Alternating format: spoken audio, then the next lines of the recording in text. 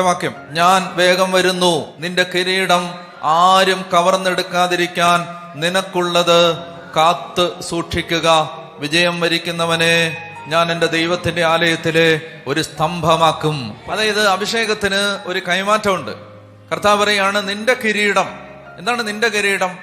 ഈ ദൈവരാജ്യത്തിൽ നിന്നെ ദൈവം ഏൽപ്പിക്കുന്ന കാര്യം, ഈ ദൈവരാജ്യത്തിൽ നിന്റെ കുടുംബത്തെ ദൈവം ഏൽപ്പിക്കുന്ന കാര്യം, ഇത് നീ കാത്തു സൂക്ഷിച്ചില്ലെങ്കിൽ അത് മറ്റൊരാളിലേക്ക് കൈമാറപ്പെടും. ഇങ്ങനെ ഒരു കാര്യമുണ്ട്. അതായത് നമുക്ക് ദൈവം തരുന്നൊരു നിയോഗമുണ്ട്. ഓരോ മനുഷ്യനും അതുണ്ട്. അതിലേക്ക് നമ്മൾ എത്തണം. നമ്മൾ എല്ലാ ആളുകളും എത്തണം. എഫേസോസ് 2:8 വായിച്ചിട്ട് എഫേസോസ് 2:10 വായിക്കുക. വിശ്വാസം വഴി കൃപയാലാണ് നിങ്ങൾ രക്ഷിക്കപ്പെട്ടത്. അത് നിങ്ങൾ നേടിയെടുത്തതല്ല, ദൈവത്തിന്റെ ദാനമാണ്. രക്ഷ തികച്ചും സമ്പൂർണമായും ദൈവത്തിന്റെ ദാനമാണ്.